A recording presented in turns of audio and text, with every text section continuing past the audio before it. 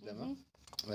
Mais je vais toujours me rappeler vraiment mes contacts avec les baleines. C'est OK. vraiment ça qui m'a, en fait, qui a fait de moi ce que je suis devenu. C'est ce premier contact dès le départ avec les baleines. C'est ça qui m'a. J'ai eu la chance d'être responsable d'un important programme de recherche à Hawaï. Mhm. Et mon travail à ce moment-là était de plonger avec les baleines, d'aller dans leur milieu pour essayer de comprendre les comportements de reproduction. OK. Alors, évidemment, c'était fantastique. J'étais avec des baleines, avec les mâles qui chantaient, les mâles qui se battaient pour les faveurs d'une femelle dans une eau cristalline à Hawaï tous les hivers. Ça a vraiment été assez fantastique. Le contact avec la nature, pour moi, a toujours Mhm. été très important. Le contact avec les animaux, beaucoup. Et plus j'ai avancé dans ma carrière, plus, en fait, le contact avec les gens est devenu très important.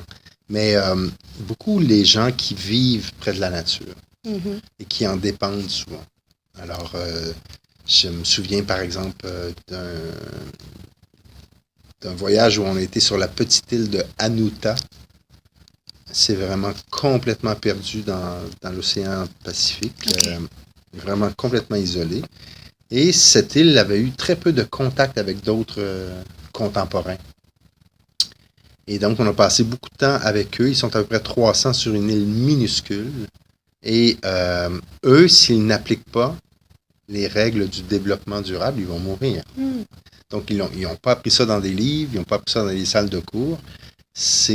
Ils ont juste compris qu'il fallait vivre en harmonie avec la nature. Donc, être en contact avec des Autochtones qui ont ces connaissances par leur vécu, ça m'a beaucoup touché, ça, tu vois. Alors, c'est des gens, évidemment, ils n'ont pas d'argent, ils n'ont pas de monnaie, ils ont pas de contact beaucoup avec l'extérieur.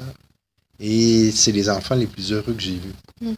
Alors, je pense qu'il y a quand même des leçons à tirer de tout ça. Donc, beaucoup d'expériences, beaucoup d'animaux, beaucoup de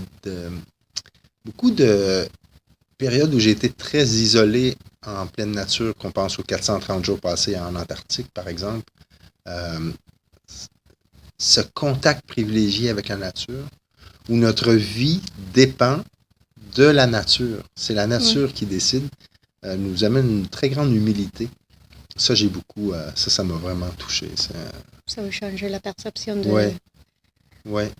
La notion de respect envers la nature est pas du tout la même quand on se rend compte à quel point on dépend de la nature. Quand vous ici, qui